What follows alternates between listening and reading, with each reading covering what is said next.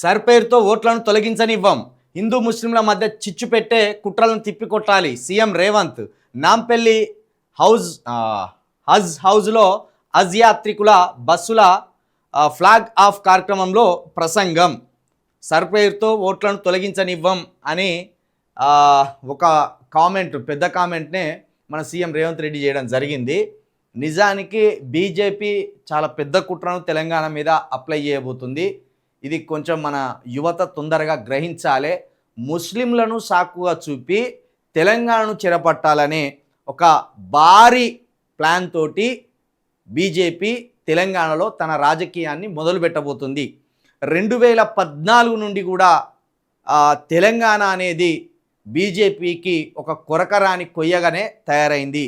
ఇక్కడ మత బీజాలను యువకుల మైండ్లలో ఎట్లా రుద్దాల్లో అనే ఒక భారీ కార్యక్రమాన్ని కూడా ఇక్కడ బీజేపీ నాయకులు పెట్టుకున్నారు. కాబట్టి నేను మీ అందరికీ విజ్ఞప్తి చేస్తున్నా, ఇక్కడ మతానికి ఏ ప్రాబ్లం లేదు. మనము ఏ దేవునైనా మొక్కుదాము, రాముణ్ణి మొక్కుదాము, శివుణ్ణి మొక్కుదాము, వెంకటేశ్వర స్వామిని మొక్కుదాం. కానీ బీజేపీని మాత్రం తెలంగాణలో అడుగు పెట్టనీయద్దు. ఇప్పటికే 2014 నుండి ఇప్పటి వరకు అనేక చిచ్చులు పెట్టాలని బీజేపీ నాయకులు చూసిన్లు, విఫలమైన్లు. 2014లో, 2018లో, 2023లో ఎన్ని రకాల కార్యక్రమాలు చేసినా తెలంగాణ వాళ్ళ చేతికి రాలేదు. కాబట్టి వాళ్ళు ఇంకా ఎక్స్ట్రీమ్కు పోయి కుట్రలు చేయాలని చూస్తున్నారు. బెంగాల్లో ఎట్లయితే సర్పేరుతోటి 90 లక్షల ఓట్లను తొలగించి హిందువుల్లో లేని భావోద్వేగాన్ని రెచ్చగొట్టి అధికారం చేపట్టిందో, తెలంగాణలో కూడా మున్ముందు అలాంటి ఒక రక్తసిక్తమైన క్రూరమైన రాజకీయ క్రీడను ఇక్కడ బీజేపీ అప్లై చేయాలని చూస్తుంది. ఇక్కడ హైదరాబాద్లో పాత బస్తీని బూచిగా చూపెడుతుంది. ఇక్కడ రోహింగ్యాలు ఉన్నారనే ఒక బూచిని చూపెడుతుంది. రోహింగ్యాలు ఉంటే పట్టుకొని పోర్రి, మేము కాదనం. పాత బస్తీలో కావచ్చు, ఇంకెక్కడైనా కావచ్చు, తెలంగాణ వ్యాప్తంగా అక్రమంగా తెలంగాణలోకి చొరబడ్డ రోహింగ్యాలు కావచ్చు, అక్రమంగా విదేశాలలో ఉన్న ముస్లింలు కావచ్చు, ఇక్కడ చొరబడితే ఇమీడియట్లీ వాళ్ళని షూట్ చేయి పారేయండి. పట్టుకొని బయటపడేసుడు కూడా కాదు, షూట్ చేసి పారేయండి. ఆ అధికారం మీ దగ్గరనే ఉన్నాయి కదా, యూనియన్ గవర్నమెంట్ దగ్గరనే ఉన్నది కదా. ఎవడన్నా అక్రమంగా ఈ తెలంగాణలోకి చొరబడ్డ ముస్లిం ఉంటే, ఈ దేశమోడు కానోడు ఉంటే, ఈ రాష్ట్రం కానోడు ఉంటే ఇమీడియట్లీ నడి రోడ్డు మీద షూట్ చేసి పారేయండి. మేము దానికి ఏమాత్రం వ్యతిరేకం కాదు.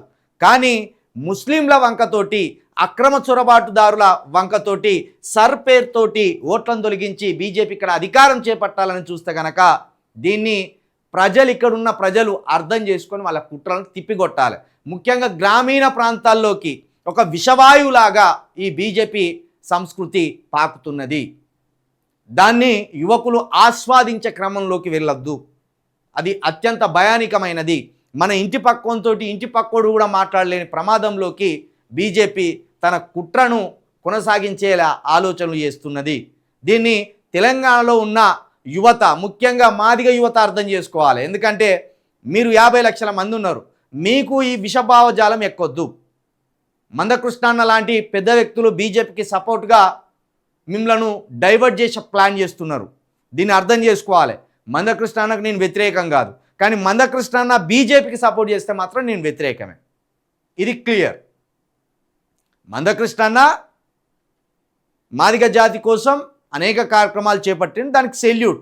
కానీ మందకృష్ణన్న గంపగుత్తగా మాదిగ ఓట్లు తీసుకపోయి బీజేపీ బాక్సులు వేయాలని ప్రయత్నం చేస్తే కనుక దాన్ని విప్పి చెప్పడానికి చిలక ప్రవీణ్ లాంటి వాడు ఎప్పటికప్పుడు ప్రయత్నిస్తూనే ఉంటాడు. ఎందుకంటే మన మెడకు ఉరితాళ్ళు వేయడానికి మనతోటే పేనించే కార్యక్రమం ఇది. దీన్ని అర్థం చేసుకోవాలి.